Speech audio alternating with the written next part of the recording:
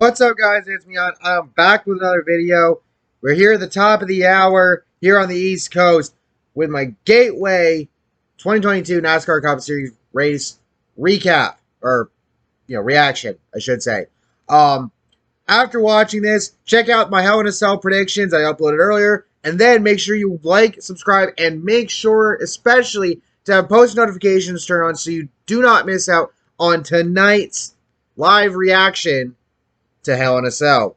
Also, make sure to use code ANJJ for free shipping at orders of $30 in March Circuit Diecast. And make sure to use the link down below in the description to get your Steve Event or Random Fantasy pick if you've got Twitter. That being said, let's jump into this. So, Chase Briscoe wins the pole. Austin Cindric to start on the front row with him. Daniel Suarez due to a transmission change. AJ Allmendinger due to a driver change. Ben Rhodes practiced and qualified the car for him since Allmendinger was in Portland for the Xfinity Series race. And Parker Kligerman in a backup car to start at the back.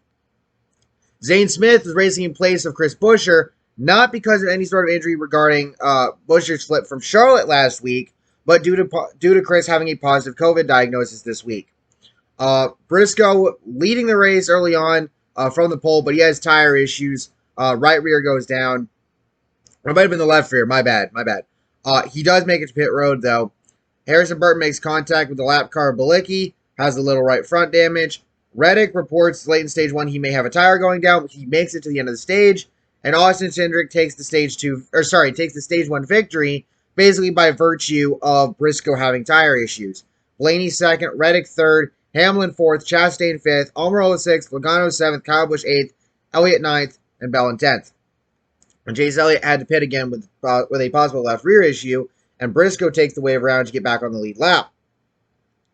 JTD Jordy's Twitter puts out that the 42, Ty Dillon, made contact with Stenhouse Jr., and then chaos happened. So this went on for the entire rest of the race for the most part. So caution comes out for Denny Hamlin. He suffers a broken toe link. The team does replace it on pit road, though he would end up finishing numerous laps down. I think like 10 or 11 or so. He had contact with Ross Chastain. Now, they had battled throughout a lot of stage 1 for position, back and forth. And Chastain here moved him into the corner, going into the corner. Now, Larry McReynolds would note that Chastain was on the brakes going into the corner when it happened. Hamlin got pissy, and you'll see what came of that later. So drivers would pit. Zane Smith got turned on pit road by Michael McDowell. Kyle Busch and others stay out. We get going again. LaJoy to the garage due to mechanical issues. NASCAR would warn Denny Hamlin's team regarding the Chastain beef. And not once, but twice, Hamlin missed Chastain going by him.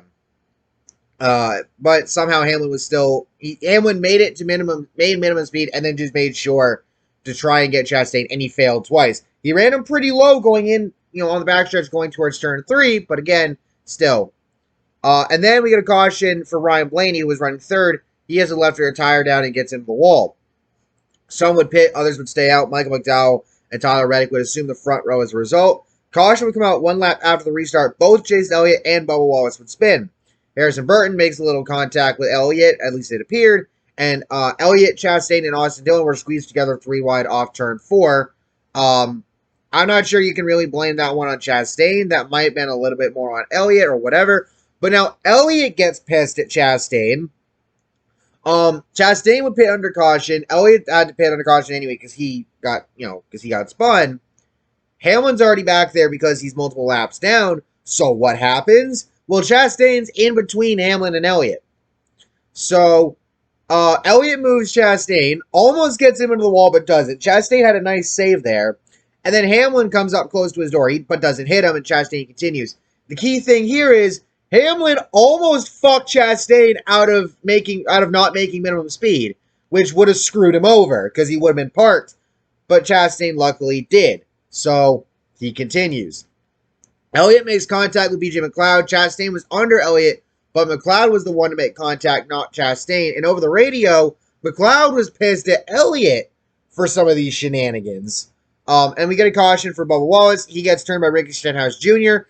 More beef, this time between Hamlin and Stenhouse Jr. Hamlin was right behind them when it happened. And, of course, being that, Bubba Wallace races for Denny's team, 23XI, Hamlin was none too happy with Stenhouse.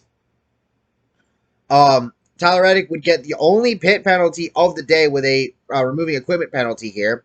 9 cars would stay out with only a handful of laps to go in Stage 2. Elliott had to pit again, and Kurt Busch would take the Stage 2 victory. Martin Truex Jr. second, Kyle Busch third, Kyle Larson fourth, Eric Almirola fifth, Christopher Bell sixth, Daniel Suarez in seventh, Cole Custer in eighth, Eric Jones in ninth, and Ryan Blaney in 10th.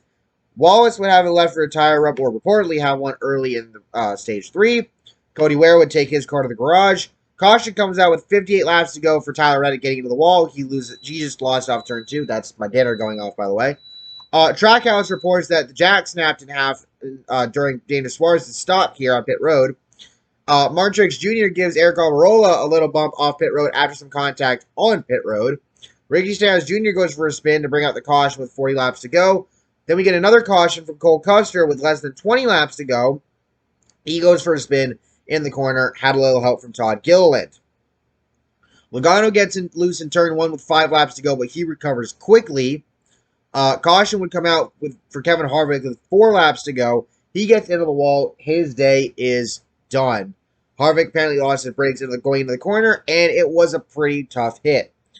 So then we get the overtime restart, and somehow Logano and Kyle Busch don't actually take each other out, which is weird and kind of gross, I guess, because we know these two are rivals. What the fuck? But they did cross each other over a couple of times, and in the end, Logano would be the one to take the white flag and win the inaugural Cup Series race at Gateway.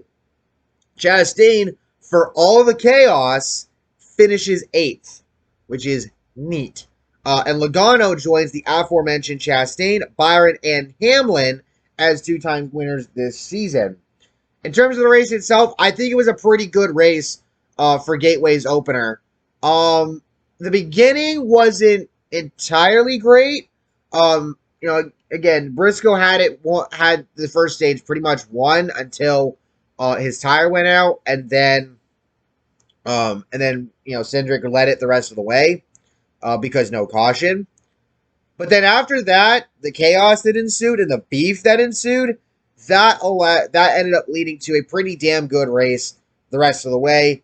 And I'm happy, man. I think Gateway is going to be one hell of a staple race for NASCAR's Cup Series for the foreseeable future. The one thing I will say, though, is NASCAR does need to work on the aero package for this track because just like with Martinsville, it was pretty tough to pass at points in time. Now, you could pass, which is more than you can say for Martinsville, but it was still tough to do. And it should be tough, but it shouldn't necessarily be extremely tough or near impossible. So at points in time. So with all that being said, again, thank you all for watching. Again, make sure to check out the Hell in a Cell live stream later tonight. That Hell in a Cell kicks off at 8 o'clock, so I will see you shortly beforehand. Make sure to like, subscribe, and turn on post notifications so you don't miss out on future videos and streams, and I'll see you all later. Peace.